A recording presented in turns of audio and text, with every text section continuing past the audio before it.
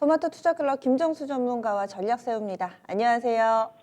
네, 안녕하세요. 반갑습니다. 정수자 김정수 전문가입니다. 네, 오늘장 한마디는 어떻게 정하셨나요?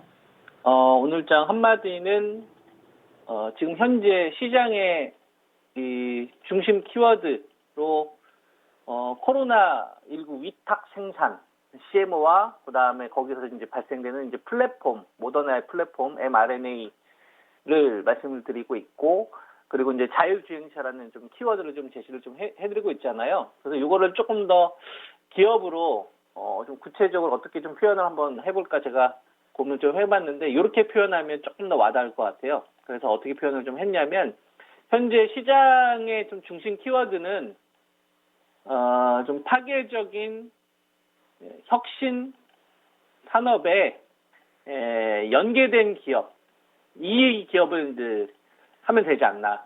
그러니까 지금 새롭게 등장하는 이 키워드가 기존 산업을 장악하는 거죠. 그러면서 이제 뜰 수 있는, 거기에 비즈니스 모델이 연계될 수 있는 종목군, 기업군, 이렇게 현재 시장에 대한 이 키워드를 잡으면 되지 않을까, 이렇게 말씀을 드릴 수 있을 것 같습니다. 네.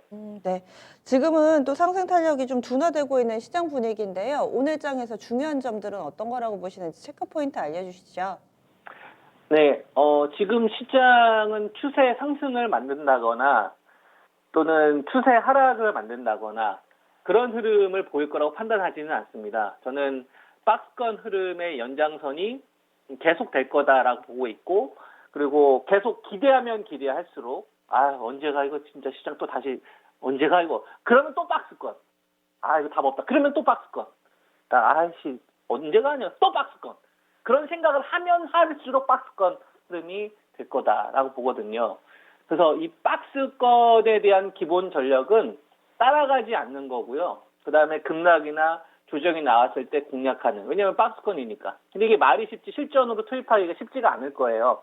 기준을 딱 잡고 가야 됩니다. 그리고 이 박스권에서는 우리가 위로 가지도 못하고 떨어지지도 못하는 얘기는 뭐냐면, 아래쪽에서는 대기 매수세, 그 기대감을 일으킬 수 있을 만한 이 대기 매수가 있다는 얘기고, 그 다음에 위쪽으로는 밸류 부담이 있다는 얘기거든요. 밸류 부담이 있으니까 과거처럼 무식하게 주식을 못 사는 거죠. 왜냐면은 자기가 자칫 거품에 물릴 수도 있는 거니까. 그래서 이거를 우리가 상식적으로 파악을 해보는 겁니다. 상식적으로 판단을 하는 거예요. 아주 상식적으로, 굉장히 상식적으로. 어떻게 하면 상식적으로, 어떤 주식을 더 비싸게 거래할 거냐 이거죠. 시청자분들이 주식을 거래해야 할 건데, 기존에 알고 있는 어떤 이 비즈니스 모델을 하고 있는 기업들을 사겠어요? 이렇게 많이 올라왔는데 2200에서 지금 벌써 한 3100, 3200까지 그게 아니죠.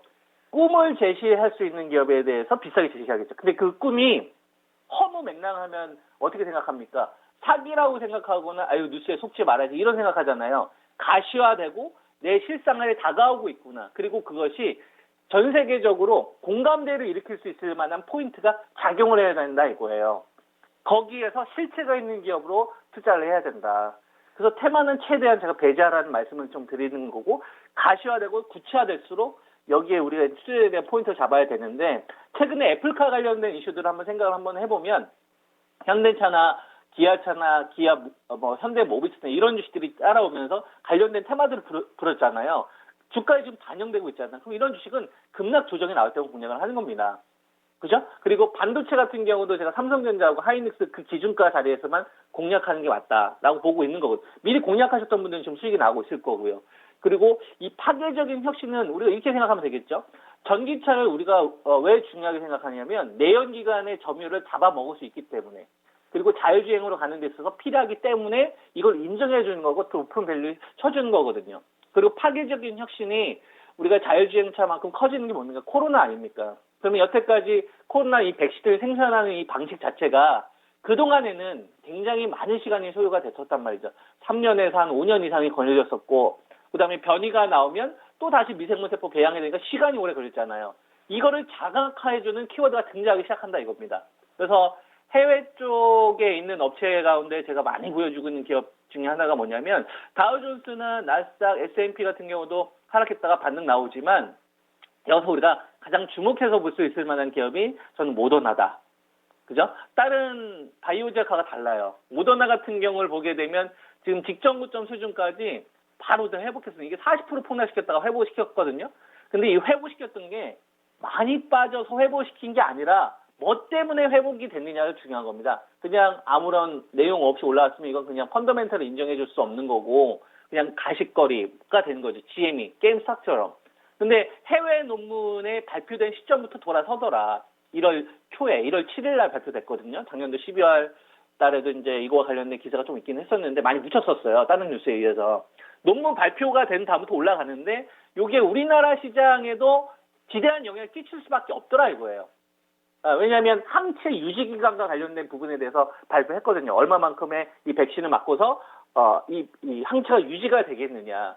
근데 생각했던 것보다 70에서 어르신 분들은 1년 이상 안 된다 이거 6개월. 그러니까 백신을 생산하는 양이 많아져야 되는 거고 거기서 활용한 이 플랫폼을 가지고서 뭐 대머리 관련된 부분도 사용할 수도 있는 거고 간질환 쪽으로도 쓸 수도 있는 거고 즉 이쪽을 의심했던 사람들이 할 말 없게 만드는 논문이 발표가 된 겁니다. 그래서 현재 시장에 대해서 이 바이오 제약에서 파괴적인 혁신에 관련된 게 저는 mRNA와 관련된 기술이다. 그리고 여기에 CMO 업체들은 그냥 몸값 자체가 높아진다. 이건 가시성이 있기 때문에.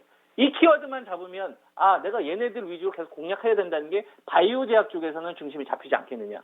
이렇게 보는 거죠. 더군다나 신약 개발 업체 같은 경우는 중간에 임상 관련된 데이터가 나왔을 때 무너지는 경우를 오스코텍이나 한우율 바이오파마에서 경험을 했기 때문에 아마 제가 여러분들한테 말씀드렸던 RNA 플랫폼 가지고 있는 업체나 CMO 관련된 업체들이 바이오제약에서는 계속 메인이 될 거다라고 보고 있는 거고요. 이쪽이 이제 코로나 영역이라고 한다면 다른 영역은 뭐가 있는 거냐면은 자율주행차 관련된 영역이 있는 거예요. 보면은 애플카 관련돼서 현대차, 기아차, 그다음에 현대모비스 관련된 테마주 있을 거 아닙니까? 그러면 뭐도 있냐면 이거는 아직 애플에서 공식적인 발표는 하지 않지만 너무나 명확한 게 IT 반도체가 있지 않습니까? 반도체 칩을 생산을 해야 될 거고 거기에 들어가는 수많은 데이터가 되려면 반도체 증설이 반드시 필요하고 거기에 관련된 부품 업체들에 대한 장비 수는 늘어날 수밖에 없으니까 지금 같은 구간에 IT 반도체만한 녀석이 없는 거죠.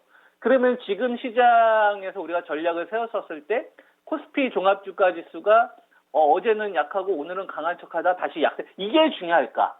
아니면 파괴적인 혁신 기업을 내가 비중을 어떻게 담아갈까를 고민하는 게 중요할까? 그럼 정답은 전 나와 있지 않나. 그래서 바이오 제약에 대한 CMO와 mRNA 플랫폼을 가지고서 투자를 하면 될 것 같고요. 여기에 이제 IT 반도체에 대한 부분도 포트에 이제 중심을 좀 구성을 하게 되면 시장을 능히 이길 것이다라고 저는 판단을 합니다. 네.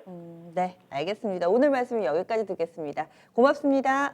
예, 감사합니다. 네, 토마토 투자 클럽 김정수 전문가 의견 들어봤습니다. 시장 박스권대에 놓여 있어서 이 부분을 감안한 투자 전략이 필요하고 또 그동안에 강조해 주셨던 부분들 있잖아요. 바이오 쪽에서는 mRNA라든지 이런 여러 가지 키워드들이 있습니다. 여기에 차관한 전략 꾸준히 좀 세워나가자 이런 의견 주네요.